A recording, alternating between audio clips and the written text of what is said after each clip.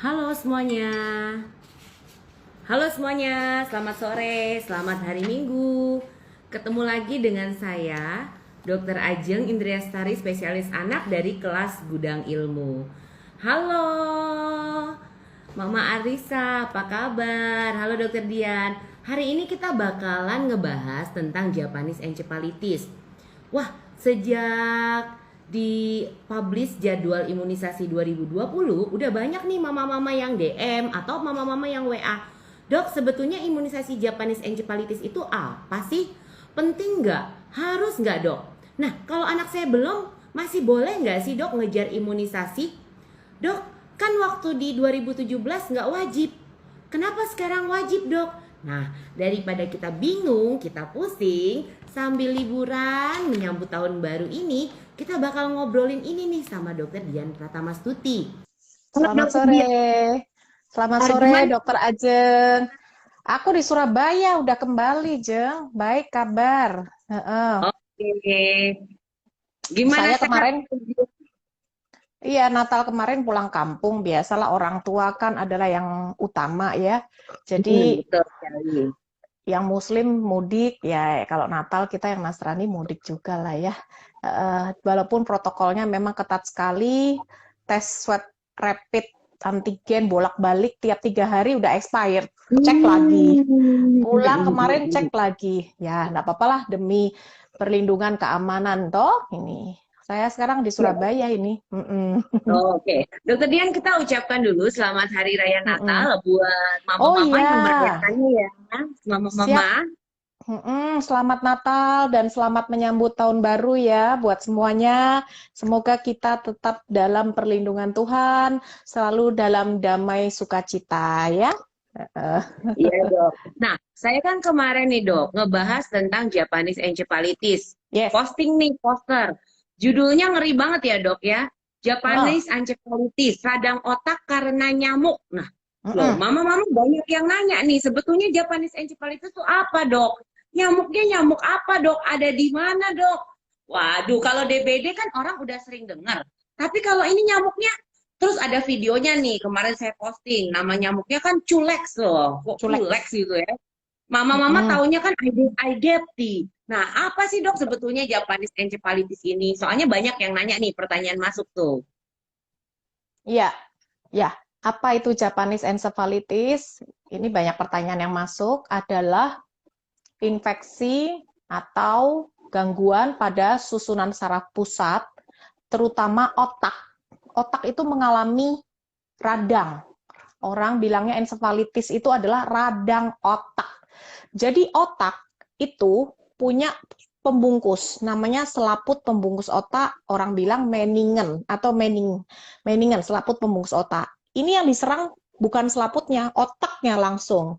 Jadi itu namanya encephalitis. Nah, mengapa dikatakan Japanese encephalitis? Karena penyakit radang otak akibat virus ini yang ditularkan oleh seekor nyamuk yang namanya culex ya, itu sudah ditemukan sejak tahun 1871 di Jepang ya.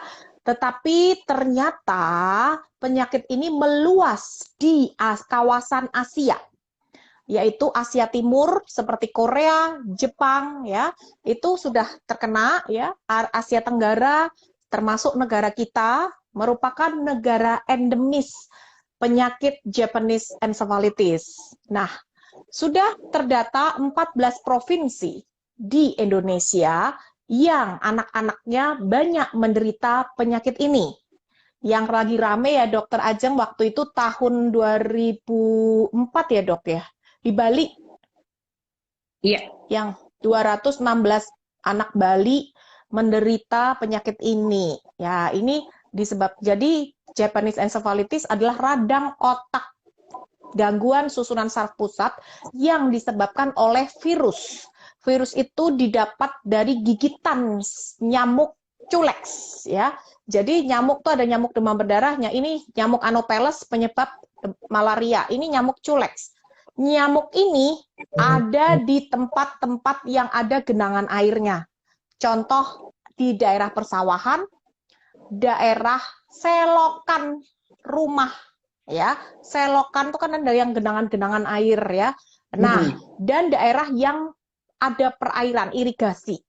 Nah, maka dari itu, provinsi yang terserang banyak penyakit ini adalah daerah-daerah yang banyak pepohonan dan perairan, persawahan. Jadi Mm-mm. nyamuk itu ada di situ, gitu. Jadi di selokan-selokan. Nah, nyamuk ini menggigitnya hanya sore sama malam hari. Sore dan malam dia menggigit, mencari mangsa. Ya, biasanya umur-umur yang paling suka diserang atau banyak yang mengalami ada usia sekitar 2 sampai 10 tahun. Itu dari data penelitian yang kita dapat. Jadi usia-usia itu riskan sekali gitu. Jadi itu sebatas pengenalan mengenai apa itu Japanese encephalitis ya. Nanti kita akan membahasnya lebih dalam lagi. Iya, terima kasih banyak Dokter Dian. Nah, jadi mama-mama ingat ya, jadi penyakit Japanese encephalitis ini ternyata adalah penyakit yang sangat menular, sangat berbahaya. Lalu pengobatannya sampai saat ini belum ada pengobatan yang spesifik untuk Japanese encephalitis. Wah, Belum ngeri ada. banget tentu, karena belum ada pengobatan yang spesifik. Akibatnya prognosisnya atau kalau kita kena nih, hasil akhirnya tuh nggak baik gitu loh. Jadi makanya, tapi ada kabar gembira nih mama-mama. Ternyata penyakit Japanese encephalitis ini sudah ada vaksinnya.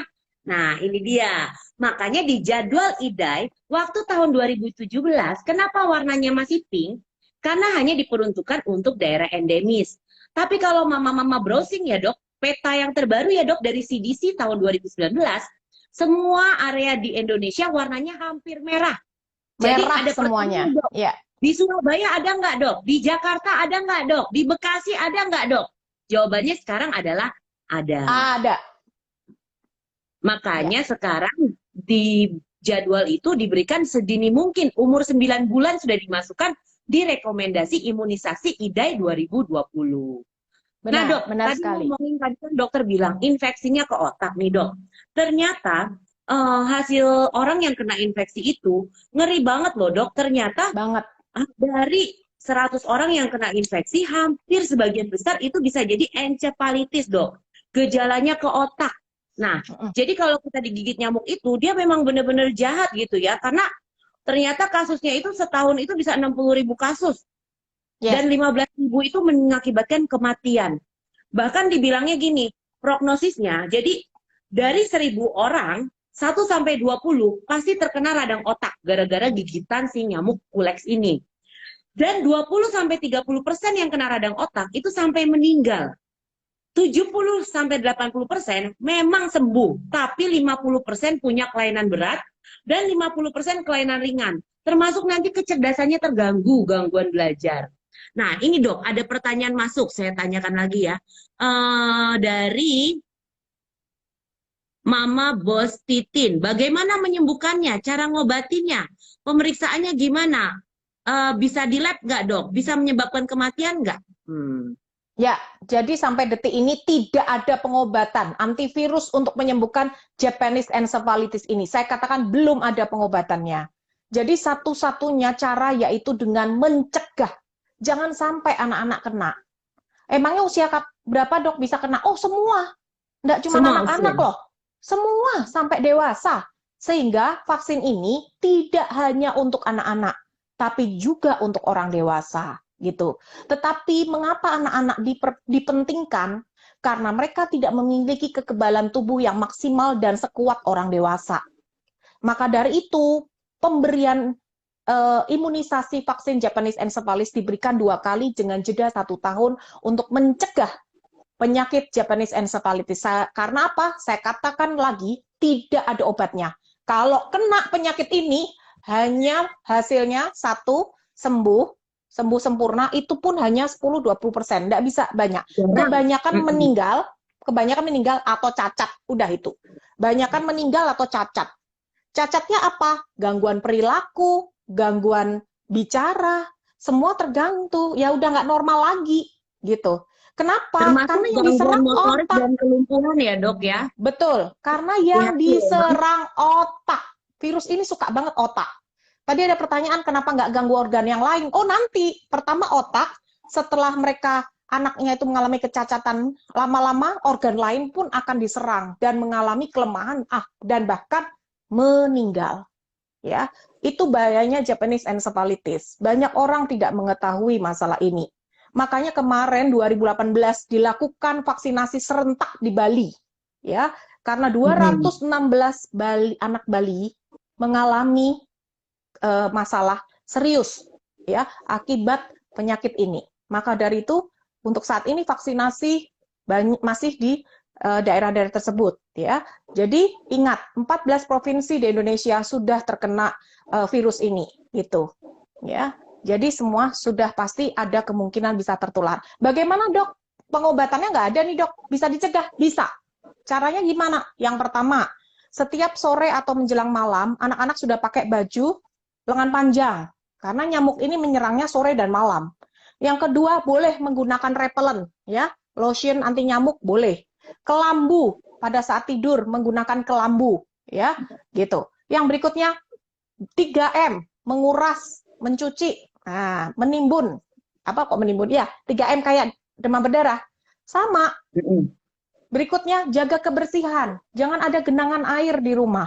Selokan-selokan pastikan bersih. Kenapa? Karena tempat sarangnya nyamuk nyamuk kuleks ini adalah di selokan, di genangan-genangan air, ya, gitu. Apalagi yang punya peternakan babi.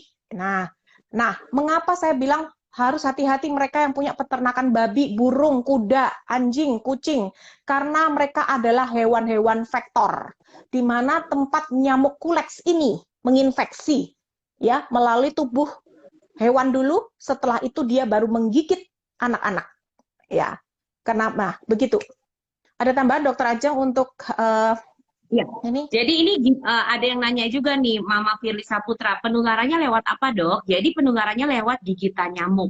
Nah, jadi pada saat nyamuk gigit, dia itu virusnya akan berdiam di kelenjar limfe. Dari kelenjar limfe terjadilah viremia. Viremia itu adalah virus menyebar lewat darah menuju ke sistem susunan saraf. Nah, itu akhirnya menuju ke selaput otak, lalu menuju ke otak. Jadi begitu cara kerjanya. Nah, ada pertanyaan juga nih dok, apa bedanya sama cikungunya? Oh, beda.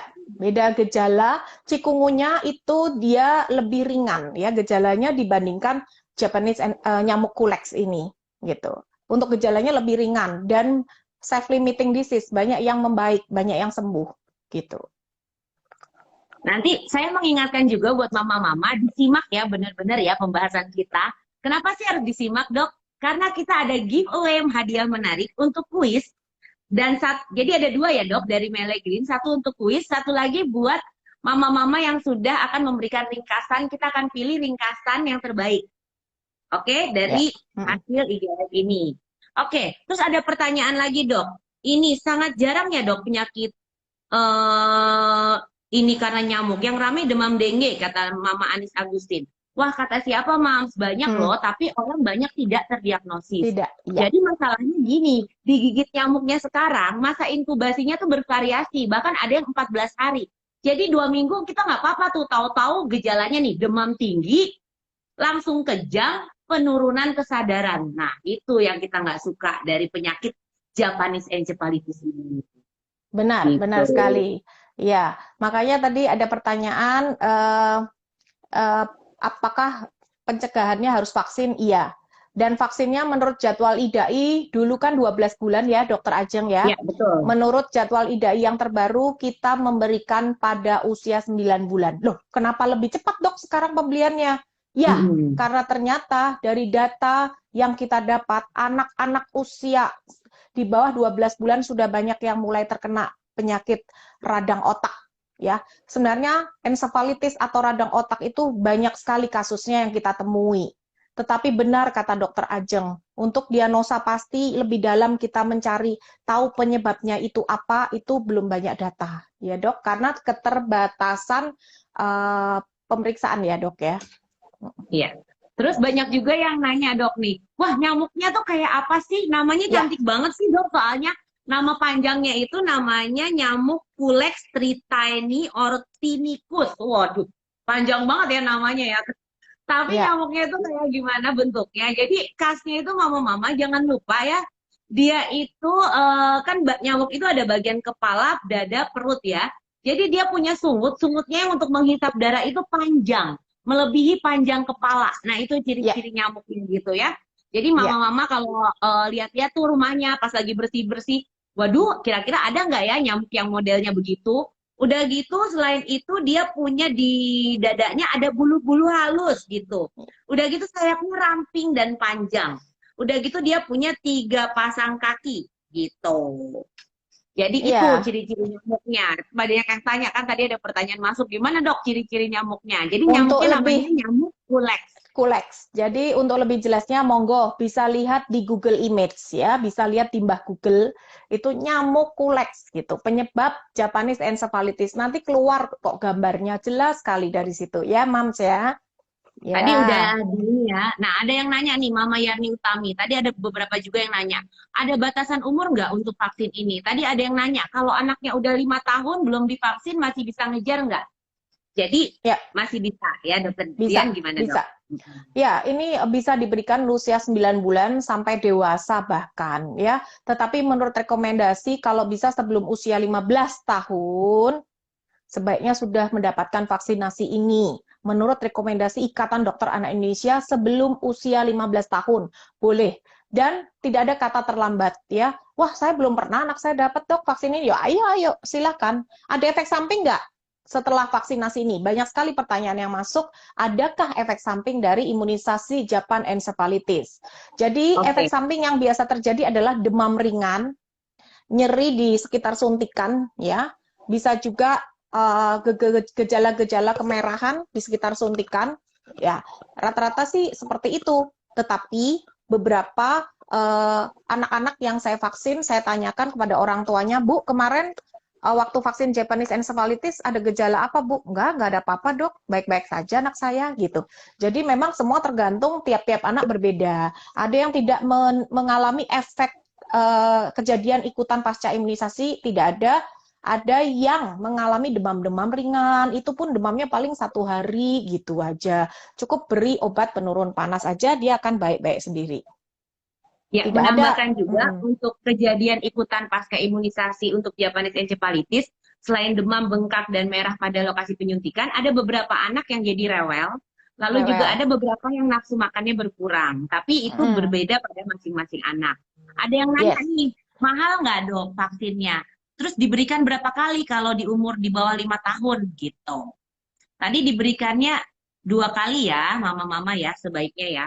Kenapa sih 2 kali? Kita mau cerita dulu nih dok, perlindungan vaksin ini. Yes. Jadi berdasarkan hasil penelitian, bila diberikan dosis pertama vaksinasi primer, akan muncul seroproteksi atau perlindungan setelah 28 hari diberikan suntikan. Dan perlindungannya bila diberikan booster atau dosis ulangan adalah 100% proteksi. 28 hari setelah suntikan kedua di mana terjadi peningkatan antibodi sebanyak 57 kali. Waduh, itu Wow. teorinya. Jadi intinya kalau mau makin terlindungi dari Japanese encephalitis harus dilakukan booster. Jadi memang 2 kali penyuntikan. Jeda Begitu. 1 tahun, jeda 1 atau 2 tahun boleh, ya. Misalnya tahun ini nggak bisa ya, tahun depan lagi 2 tahun boleh, ya. Oke.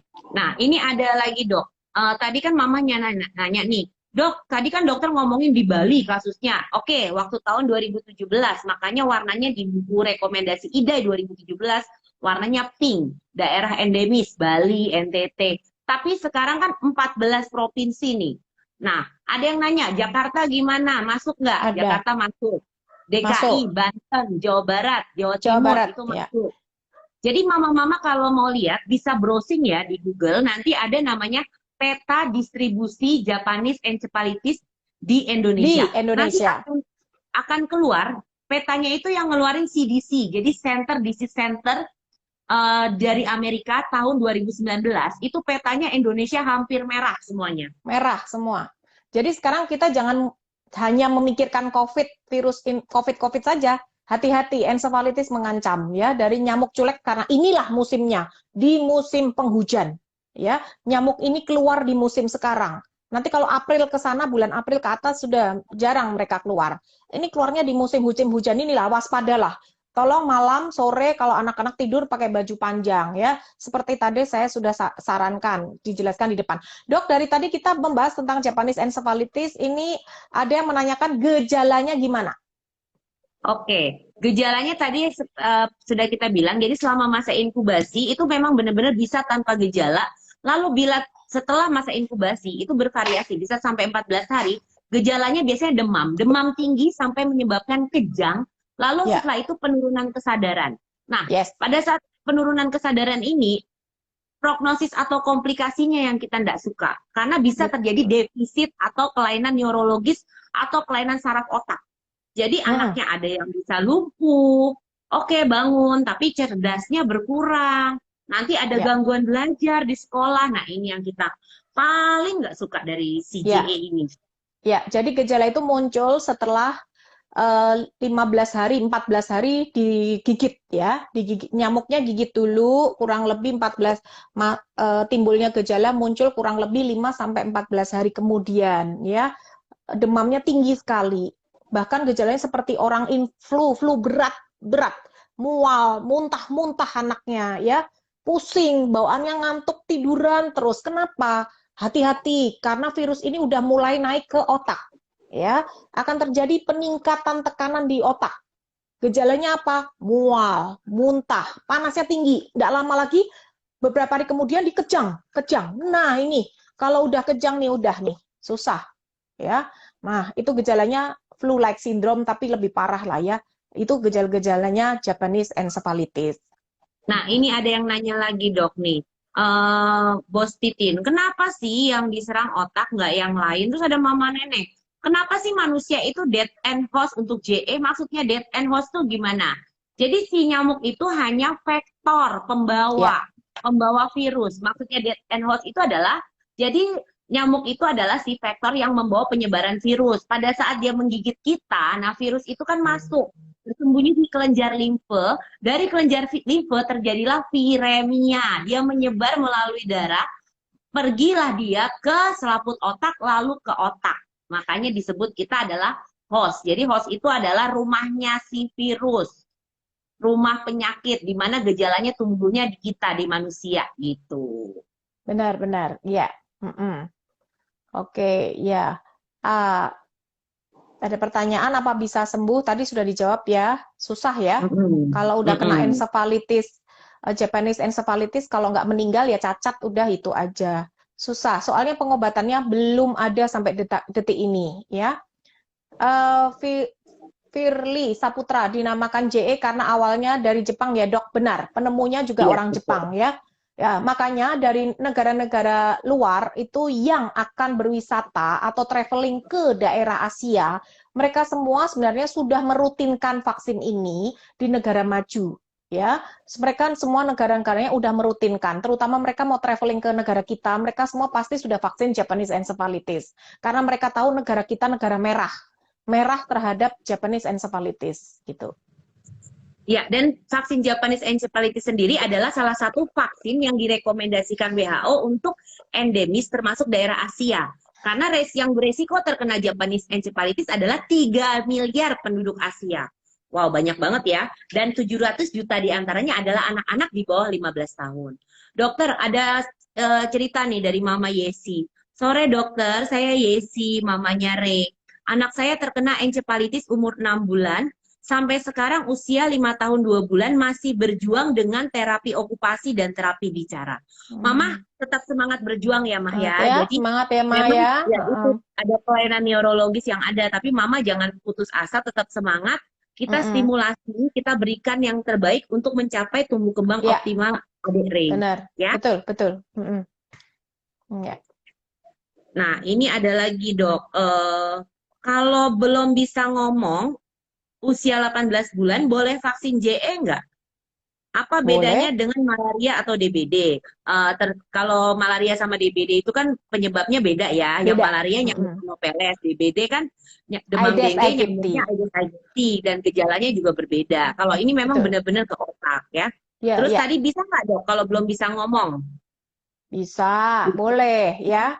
tidak ada penelitian yang mengatakan habis vaksin JE nggak bisa ngomong atau menyebabkan autis. Nggak ada. Apalagi Tidak vaksin ada. MMR yang ditangkutin masih banyak para orang tua di Indonesia masih ketakutan dengan vaksin MMR yang diberikan di usia 15 bulan. Aduh dok, anak saya belum bisa ngomong, nggak apa-apa tak vaksin MMR. Saya katakan nggak apa-apa, ribuan anak saya vaksin nggak ada apa-apa tuh.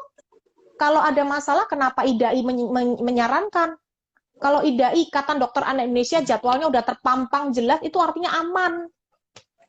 Itu katanya autis ya, itu hoax aja gitu ya. Itu hoax. Itu Jadi hoax Mama ya. jangan percaya info itu. Nggak ada, Jadi sebetulnya nggak ada ya. info tersebut sudah diralat. Jadi Oh, itu tadinya yang bikin itu ada dokter, tapi itu ternyata sudah diteliti dan WHO sudah bilang direkomendasikan. Jadi jangan khawatir ya. Seperti itu. yes. Terus ada pertanyaan lagi nih. Bagaimana cara penularan? Tadi lewat nyamuk ya. Kalau punya hewan peliharaan kayak ayam sama kucing gimana dok? Waduh. Nah ini, ya. Ya seperti tadi kita harus jaga kebersihan rumah, jangan ada genangan air ya. Jangan ada genangan air, selokannya harus bersih. Kenapa? Karena tempat nyamuk-nyamuk kuleks itu sukanya di genangan air, selokan-selokan, daerah persawahan, irigasi, tempat yang ada airnya. Jadi itu aja. Dan pastikan hewan peliharaan diimunisasi juga, mengikuti saran dokter hewan, dibersihkan ya kesehatan, dan bukan hewannya aja yang utak-atik, anaknya dicegah dengan cara apa? Beri vaksin Japanese encephalitis. Apalagi punya hewan peliharaan. Kan ingat, faktornya tidak hanya babi, tidak hanya burung air, tidak hanya kuda, tapi sapi, domba, kucing, anjing, burung-burung di rumah. Itu pun termasuk faktor dari virus nyamuk kuleks, penyebab Japanese encephalitis. Jadi jangan Ada yang nanya utak-utak dok, tadi kalau itunya. makan dagingnya gimana? Boleh nggak? Kayak misalnya makan daging sapi, makan daging babi, bisa ketularan nggak? Itu tadi ada pertanyaan nih. Ya, kalau dipastikan, tapi kan kalau dimasak Dagingnya kan matang, matang, dia kan matang. penularannya kan kalau nyamuknya menggigit. Jadi masuknya Ya, ke kelenjar limfe, lalu lewat darah. Jadi kalau kita makan daging-dagingnya masak ya virusnya enggak ada, sudah mati gitu. sudah Makanya aman, boleh makan daging dimakan yang ya. masak. Boleh Ya, boleh dimakan ya. dikonsumsi. Yes, yes. Jadi bukan habis kita makan dagingnya terus kita jadi terinfeksi, bukan lewat itu ya, Mams ya. Ada yang nanya, vaksin ini tersedia di mana aja dok? Yang pasti tersedia. Kalau ke dokter anak ya divaksin ya pasti ada vaksin ini ya. Ya, vaksin ini tidak ada di puskesmas, tidak ada di posyandu. Harus menemui dokter spesialis anak kesayangan Anda. Jadi sampai saat ini, mohon maaf, tadi ada yang nanya apakah sudah masuk program pemerintah. Sampai saat ini belum termasuk program pemerintah. Mungkin kecuali di Bali ya, tapi saya nggak tahu Ya, kalau kecuali di kayak Bali. gimana. Ya, Tapi kalau ya. di daerah seperti di kami di Bekasi belum termasuk program pemerintah. Dok, kita tanya dulu ya ke mama-mama ya. Oke. Oke, kuis nih kuis. Apa ya? Tadi kita ngomongin tentang penyebab Japanese encephalitis. Boleh nanya yang susah apa gampang nih dok? Sedang-sedang aja. Yang sedang-sedang aja ya. Tadi kan dari berapa orang, 1 sampai 20 dari 1.000 orang bisa terkena encephalitis atau radang otak. Dari yang terkena tersebut, berapa persen bisa menyebabkan kematian? Yes. Kematian Yang berapa meninggal persen? berapa persen? Kemungkinan Berapa persen? Jadi berapa persen kematian akibat encephalitis? Yuk, sambil kita tunggu mama-mama yang mau jawab tulis, bukan nyamuknya, Ma. Berapa persen kematiannya akibat angka encephalitis? Angka kematian. Waduh, ya ampun, Ibu Miftah Kurkur. Dok, 20 sampai 30%. Luar biasa. Ya ampun, selamat ya, Bu ya. Ini Miftah Kurkur menang melulu loh. Oh, menang melulu? Iya, hebat ya. Cepat sekali, sangat Cepat memperhatikan. sekali ya kekuatan jarinya.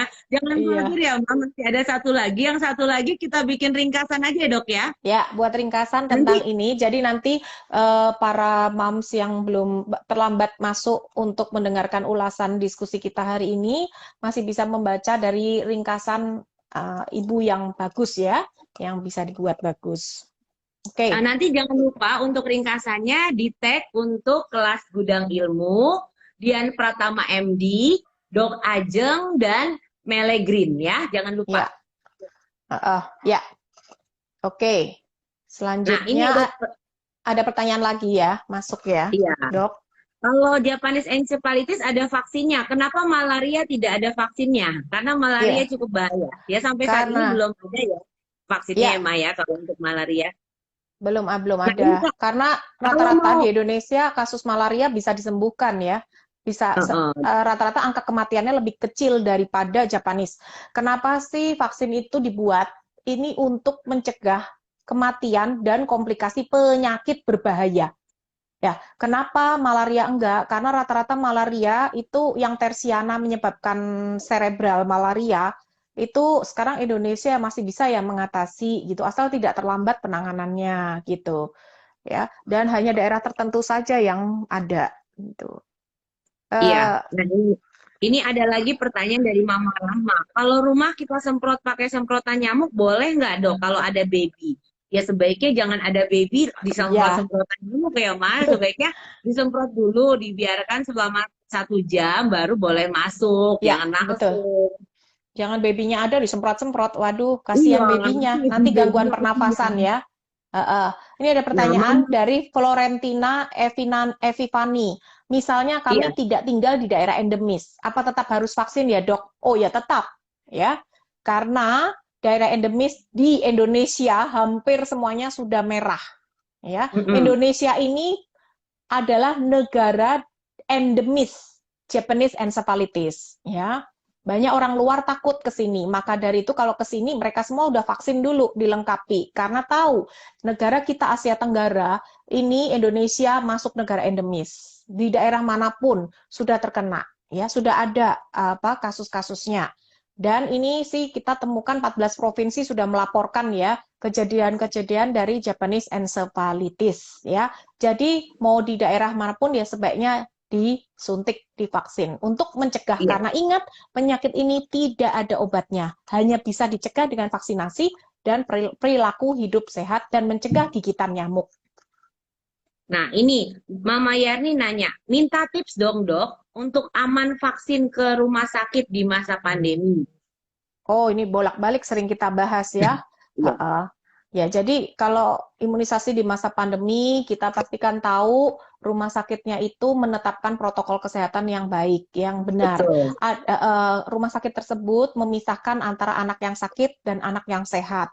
Atau mereka punya jam khusus anak yang sakit dan anak yang sehat, jamnya berbeda, sehingga tidak bertemu. Ya, pada saat ke rumah sakit, jangan lupa ibu tetap melakukan protokol kesehatan, menggunakan masker, anak-anak yang masih kecil-kecil ditutup dengan kain apron, untuk melindungi mereka. Karena ingat, bayi di bawah 2 tahun tidak bisa menggunakan masker. Masker akan ditarik-tarik dan mengganggu jalan nafasnya mereka. Jadi tetap menggunakan apron aja atau kain yang melindungi pada ibu menyusui. Pada anak di atas 2 tahun boleh menggunakan masker dan face shield. Ajari anak untuk tidak menyentuh apapun, cuci tangan sebelum vaksinasi dan setelah keluar dari rumah sakit. Itu adalah beberapa hal yang harus dilakukan. Rumah sakitnya yaitu tadi harus dipilih yang menetapkan protokol kesehatan di masa pandemi ini, Mams. Ya. Ya, dan jangan lupa sebelum vaksinasi untuk membuat janji temu dengan dokter anak kesayangan Ya. Mama. Dan selain di rumah sakit bisa juga loh di praktek pribadi dokter anak kesayangan Mama ya. Udah gitu ada yang tanya tadi bikin ringkasannya ditaruh di DM atau di mana dok? Jadi ringkasannya diposting di story ya Ma. Nanti di tag kelas Gudang Ilmu, Dian Pratama MD, Dok Ajeng, dan Mele Green ya. Jangan lupa 4 yang di tag kelas Gudang Ilmu, Mele Green, Dokter Dian, Dian Pratama MD, dan Dokter Ajeng, Dok Ajeng, DOC_Ajeng ya. Oke, buat yang tadi ketinggalan nanti jangan khawatir, nanti akan kita posting versi lengkapnya ada di YouTube kita ya, Dokter Dian ya. Ya, benar banget. Ada Untuk pertanyaan dari Ibu Gudang Ilmu. Florentina. Ya, Ibu Florentina menanyakan lagi, dok, anak saya usia 3 tahun masih bisa nggak? Masih bisa ya. Jadi sampai Mm-mm. usia, kalau bisa sebelum usia 15 tahun sudah vaksin. Jadi mau usia kapanpun bisa temuin dokter anak Anda. Iya, betul Oke. sekali. Nah, terus ada yang tanya juga sebetulnya vaksin ini sebetulnya isinya apa? Jadi isinya adalah virus yang dilemahkan, bentuknya rekombinan. Jadi Yes. makanya kalau jarak dengan virus hidup yang lain sebaiknya 4 minggu, ya. Betul. Oke. Jadi Oh, ada virusnya yang udah ngetek inaktif. dari awal nggak menang. Tenang, Mam. Sabar. Nanti dipilih pemenangnya satu ya. Ya, oke. Oke. Ada pertanyaan apa lagi nih? Apakah vaksin ini boleh dibarengi dengan vaksin lainnya? Boleh. Boleh. Ya. Yohana menanyakan, dok, ensefalitis beda nggak dengan meningitis? Bedanya bagaimana? Beda sekali ya. Meningitis Mm-mm. adalah radang selaput pembungkus otak yang banyak diderita oleh artis-artis. Tidak usah sebut nama ya. Selaput pembungkus otaknya. Otaknya aman, selaput pembungkus otaknya yang terinfeksi. Itu namanya meningitis. Kalau ensefalitis, otaknya yang mengalami radang, infeksi. Jadi itu terkena otaknya gitu.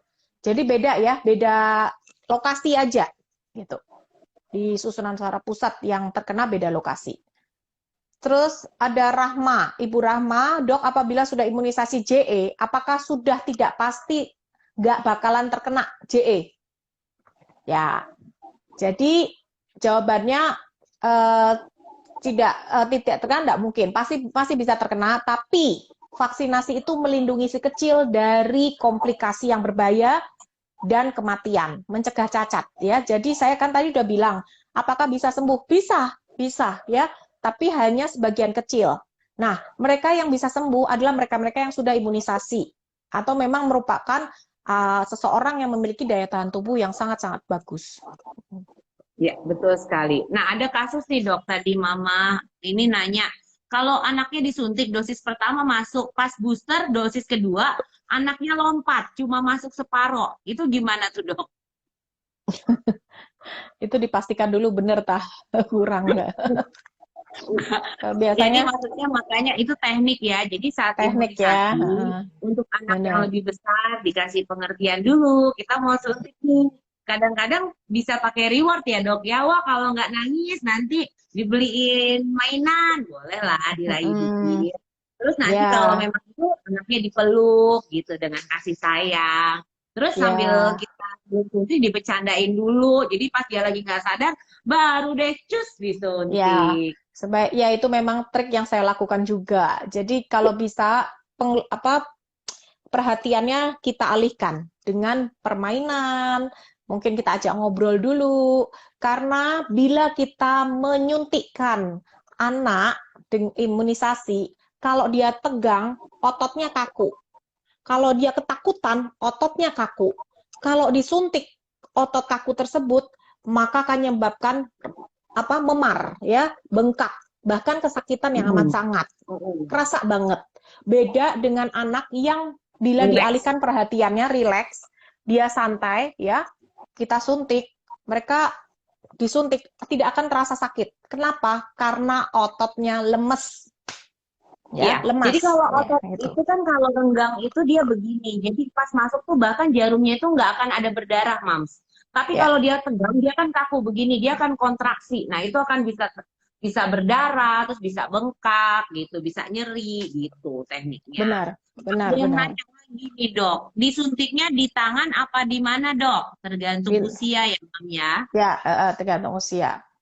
Biasanya Sama sih di dilihat lengan. juga anaknya gendut apa kurus. Kalau misalnya anaknya sudah gendut, oh di tangan nggak apa-apa. Biasanya tapi di atas 2 tahun. Tapi kalau anaknya di atas 2 tahun tapi kurus, biasanya kita masih di paha gitu. Ya, ya, ya, benar, benar, benar.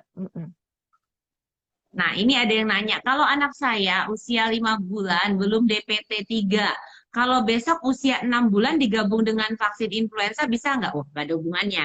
Tapi bisa Ya, ya, Mam, bisa. digabung di 6 bulan. Cara meningkatkan daya tahan tubuh pada si kecil. Bisa tonton di IG live kita ya dok ya, tentang daya tahan Ada tubuh si kecil. Udah pernah banyak. kita bahas. Sudah pernah kita bahas di IG Live ya. Nanti tinggal dicari aja, dilihat aja ya. Karena kita IG Live tiap minggu ini dengan informasi yang berbeda-beda ya. kita kenapa angkat seri imunisasi? Karena banyak sekali orang tua itu datang ke dokter anak, dok vaksin dok, sudah saatnya vaksin, tapi mereka nggak tahu manfaat vaksinnya tuh apa, buat apa, perlindungannya sampai berapa lama, diulangnya tuh apa harus diulang, apakah seumur hidup daya tahan apa perlindungannya, itu banyak nggak ngerti. Makanya kita angkat kasus ini ya supaya benar-benar memahami imunisasi sekarang udah nggak zaman dulu yang hanya 5 vaksin wajib, sekarang ada 13 vaksin yang sebaiknya diberikan. Nah, memang tidak semuanya di cover oleh pemerintah. Jadi sebagian vaksin harus menemui dokter spesialis anak. Ingat, Mams, sekarang ini situasi dunia ini lagi parah-parahnya ya karena pandemi. Bukan berarti kita hanya fokus terhadap coronavirus aja, tetapi masih banyak penyakit-penyakit lain yang lebih berbahaya dan memiliki angka kematian yang cukup tinggi yang kita tidak sadari. Ya, maka dari itu banyak penyakit itu yang sebenarnya bisa dilindungi dengan imunisasi. Andaikan para orang tua banyak orang tua tahu manfaat imunisasi ini, pasti mereka sadar bahwa mereka akan memberikan yang terbaik untuk buah hati mereka. Investasi kesehatan yang terbaik adalah imunisasi. Ya, karena dengan imunisasi sampai detik ini banyak para ibu mengatakan, Dokter Dian, saya seneng deh dengan imunisasi ini, anak saya nggak pernah sakit, jarang opname, nggak pernah lah masuk rumah sakit, gitu ya. Bahkan kadang-kadang 2,5 tahun usia imunisasi udah selesai masih aja minta, dok ada lagi nggak imunisasi lain dok untuk melindungi anak saya? Kenapa mereka bisa berkata seperti itu? Karena mereka melihat selama ini tumbuh kembang anak mereka baik ya dengan pemberian imunisasi yang lengkap, gitu ya. Ya, tadi ada yang nanya lagi, umur 10 tahun masih bisa nggak? Masih bisa. Efek sampingnya bisa demam nggak? Tadi udah dijelasin sama Dokter Dian juga, salah satu efeknya bisa demam, tapi tergantung respon masing-masing anak ya. Nah, Dokter Dian, tadi kita kan ngomongin, jadi kita mau sekali lagi mengingatkan mama-mama sebagai orang tua yang peduli terhadap kesehatan dan tumbuh kembang anaknya, pada saat vaksinasi jangan hanya datang suntik pulang, mama-mama. Sekali lagi ke dokter anak adalah kunjungan bukan hanya sekedar datang suntik pulang, tapi harus dilihat tumbuh kembang anaknya seperti apa ya. Lalu harus tahu vaksin apa yang diberikan sama anak, kayak dokter Dian bilang tadi, jangan disuntik anaknya, tapi nanti bilang, ini vaksin apa? Nggak tahu, pokoknya aku ikut aja wes, apa kata dokterku aku melok. Nah, tapi nanti kalau ditanya, vaksin apa? Nggak bisa jawab. Kita harus tahu apa maksud vaksin ini, tujuannya untuk apa, kenapa harus diberikan, kapan diberikan, berapa kali diberikan, efek sampingnya apa, gimana cara pemberiannya. Dan harus dilihat juga vaksinnya, ada nomor vaksinnya, tanggal expired. Jadi kalau kita memberikan sesuatu untuk anak harus yang terbaik, di mana termasuk vaksinasi ini. Jadi perlindungan itu adalah investasi kesehatan, vaksinasi itu. Seperti itu ya. Benar, ini setuju kalau sekali. umur 10 bulan masih bisa vaksin rotavirus, kemarin sudah dibahas ya. Nanti Mama Desvania bisa nonton yang tentang rotavirus, itu ada di IGTV ya. Oke. Sebentar lagi kita share di YouTube kok, ya. Nanti bisa lihat lebih jelas. Terus ada lagi pertanyaan tentang Japanese-nya. Saya ulang lagi ya. Penyakit ini Japanese encephalitis adalah penyakit yang berbahaya ya, yang menyerang otak, yang disebabkan oleh gigitan nyamuk Culex. Ya, nyamuk ini akan menginfeksi apabila dia sudah bertemu dengan vektor binatang lain, yaitu babi, kuda, anjing, kucing, burung-burung ya. Mereka untuk menyebarkan virusnya sebelum ke manusia ya, untuk memperbanyak diri dulu virusnya, baru menggigit manusia. Penyakit Japanese encephalitis ditemukan pertama kali di Jepang. Negara lain sudah menjadi negara maju luar negeri sudah merutinkan pemberian vaksin ini. Negara kita masih merupakan vaksin tambahan.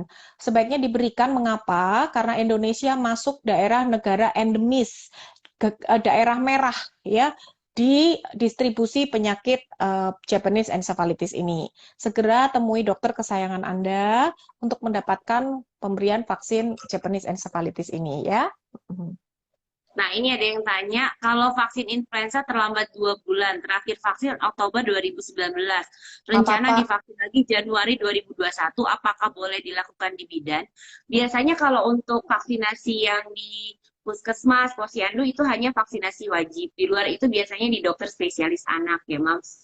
Udah gitu, Iya, ingat masalah influenza nanti bisa ditonton, ada di IGTV juga. Jadi kalau dosis pertama harus diberikan 2 kali, selanjutnya 1 tahun 1 kali. Nah, iya. tadi ngomongin peta, jadi banyak yang nanya. Jadi harus dikasih nggak anak saya? Jadi sebaiknya kalau memang mama ada kemampuan dari segi biaya, Mm-mm. finansial, dan memang di tempatnya itu terjangkau dalam arti tersedia vaksin Japanese encephalitis, kenapa tidak diberikan? Karena Yes, penyakit ini penyakit infeksi menular berbahaya dan tidak ada pengobatan yang spesifik, tapi bisa kita cegah dengan vaksinasi. Nah, benar. vaksinasi ini adalah salah satu bentuk ikhtiar. Ikhtiar itu adalah usaha kita untuk melindungi kesehatan anak-anak kita. Ya, Ya, seperti benar. itu. Mm-mm. Nah, Dokter Ya. Dian, ini saya mau ada cerita nih. Jadi Mm. kemarin itu ternyata ada data nih dari JE Sentinel Surveillance dari Bill Yes. and Melinda Gates Foundation. Jadi Mm-mm. ternyata ada konfirmasi kasus JE di Sumatera Barat 2 kasus, Kalimantan Mm-mm. Barat 31, Jawa Timur Wow, 8, Jawa Timur 8 ya. eh, Mm-mm. Nusa Tenggara Barat 26, Nusa Tenggara Timur 11, Papua Wow. 4. Itu total Hmm. 82 kasus. Jadi itu yang sampai pemeriksaan virus ya, itu JE Sentinel. Ini dipublikasi waktu tahun 2007. Kebayang nggak sih itu tahun 2007, apalagi sekarang. Apalagi sekarang. Halo, ada dokter Mimi, apa kabar? Oh iya. Halo dok, sore dok. Iya. Halo dokter Nah, tadi, David Onkogin. Loh, iki lak bojoku. oh halo dokter. Iya, dokter Lawrence David Onkogin. Ya, terima Oh kasih ya, sudah dok. bergabung. Tadi Hmm. ada yang tanya, kalau dewasa berbahaya nggak? Nah, ternyata ini ada jawabannya nih dari hasil penelitian. Kasus JE memang sebagian besar terjadi pada kasus anak di bawah 5 tahun. Nah, itu biasanya gejalanya lebih berat, Yes. ya. Tapi bisa juga terjadi pada anak di bawah 10 tahun. Untuk Mm-mm. usia besar memang lebih jarang. Jarang yang menjadi berat. Tapi ya tetap aja ya, kalau bisa dilindungi, kenapa enggak gitu. Yes, benar-benar, iya. Mm-mm. Biasanya yang dewasa kasusnya lebih ringan, yang lebih berbahaya, yang bahaya nih anak-anak yang di bawah 15 tahun ya. Heeh. Kasus Nah, terbanyak adalah usia 2 sampai 10 tahun. Nah, khusus mama-mama nih yang berdiam di Bali, ini ada jurnal penelitiannya, judulnya nanti kalau mama-mama lagi rajin ya, bisa di browsing tuh di internet. A Hospital-Based Surveillance for Japanese Encephalitis in Bali, Indonesia ya. Jadi ada survei pada tahun 2006 dipublikasi menunjukkan incidence rate dari 100.000 anak usia kurang dari 10 tahun terjadi kasus Japanese encephalitis 8,2 kasus. Wow. Hmm. Teridentifikasi 86 kasus JE positif, di mana 10% meninggal dan 37% survivor menderita kecacatan neurologis.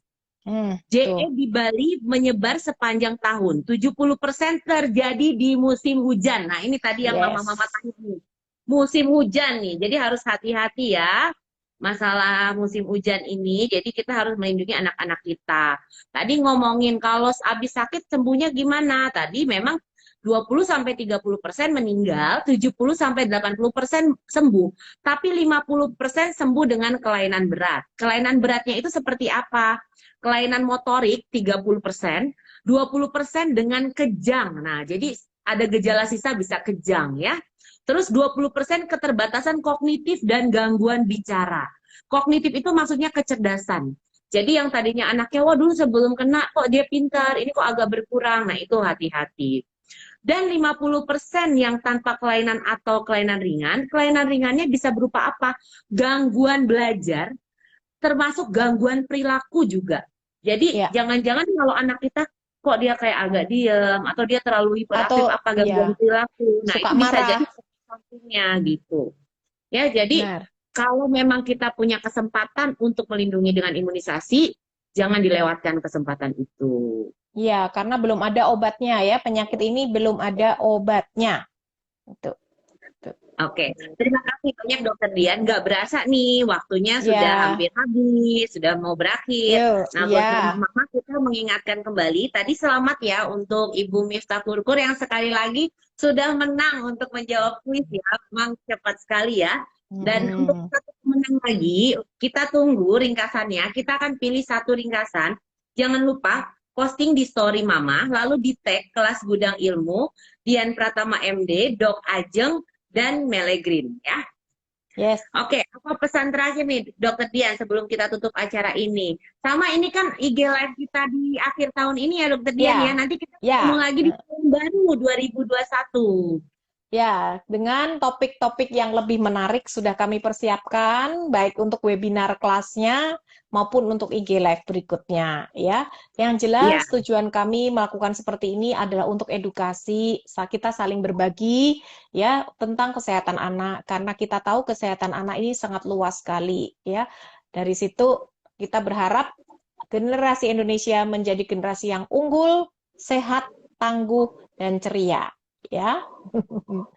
oh, Dokter Ajeng. ada yang nggak sabar. Webinarnya kapan, Dok? Jadi Oh, kemungkinan di minggu kedua ketiga Januari ya, Dokter Dian ya. Kita ya, akan bahas minggu. masalah terlambat bicara ya. Terlambat bicara karena kasus terbanyak. Banyak anak kota terlambat bicara. 2 tahun belum bisa bicara lancar. Kenapa bisa terjadi seperti itu? Ah, itu karena titik. Nah, bagaimana mencegah supaya anak 2 tahun sudah cerewet, cecet-cuet. Nah, itu ada triknya, Mams. Nanti kalau bisa join ya di kelas webinar kita, yang lain dari yang lain ya, karena kita kupas tuntas sampai ke akar-akarnya. Kita akan jelaskan tidak hanya kulitnya saja, tetapi sampai penanganannya. Ditunggu saja, Iya. Mams. Terus mengingatkan juga buat mama-mama yang sempat DM ke kita, kalau menanyakan masalah obat, bukannya kita tidak bisa menjawab, Ya, karena kita kontennya ini ya, tujuannya adalah mengedukasi, memberikan pemahaman tentang kesehatan anak. Tapi kalau masalah pengobatan, kita harus lihat pasiennya, Mams. yes, Jadi nggak bisa kalau meresepkan obat lewat Instagram, memang itu harus diperiksa dulu anaknya, ya, baik secara langsung maupun betul. telekonsultasi, ya. Ya, Dan bukannya kita pelit ya Dokter Ajeng, cuman kita mau cari aman juga gitu. Kita nggak lihat anaknya, nggak periksa anaknya, DM, dok, anak saya sakit, berat badan segini, umur segini, obatnya apa dong? Wah, maaf, kami tidak akan balas ya, karena itu harus dengan pemeriksaan ya. Ini anak-anak ya, tidak hati-hati dalam pemberian obat. Kalau dokternya nggak periksa, maaf, kami cari aman aja, nggak mau ada apa-apa dengan anak Anda ya. Sebaiknya konsultasikan, datang periksa ke dokter anak. ya, Itu. terus buat mama-mama yang pingin belajar, jadi kita tema-tema untuk webinar itu kadang-kadang ada yang ringan, ada yang berat. Kayak kemarin kita tentang diare, itu sampai kita bahas tentang cara ngitung cairan ya, Dokter Dian ya. Jadi Yes, mama-mama bisa belajar ya, nanti kita bantu. Ada di IG Live kita simpan, dan ada juga melalui kelas webinar. Oke, mama-mama, kita sudahi dulu pertemuan kita IG Live kali ini. Ini adalah pertemuan kita menutup tahun 2020. Semoga di tahun 2021 kita memulai hari, memulai tahun yang baru dengan harapan yang baru. Dan walaupun pandemi COVID-19 ini kita tidak tahu kapan akan berakhir, tetaplah berpikiran positif, melangkah maju, dan tetaplah taat pada protokol kesehatan. yes, Oke, benar. terima kasih Oke. banyak Dokter Dian. Terima Terima kasih kasih Dokter banyak buat Ajeng. Terima teman-teman. kasih Mama yang sudah bergabung, belajar bersama ya, mendengarkan ulasan kami dari awal sampai akhir. Terima kasih. Sampai jumpa. Tuhan memberkati. Sampai jumpa semuanya. Sampai jumpa tahun depan. Jangan lupa ditunggu ringkasannya ya. Bye. Bye.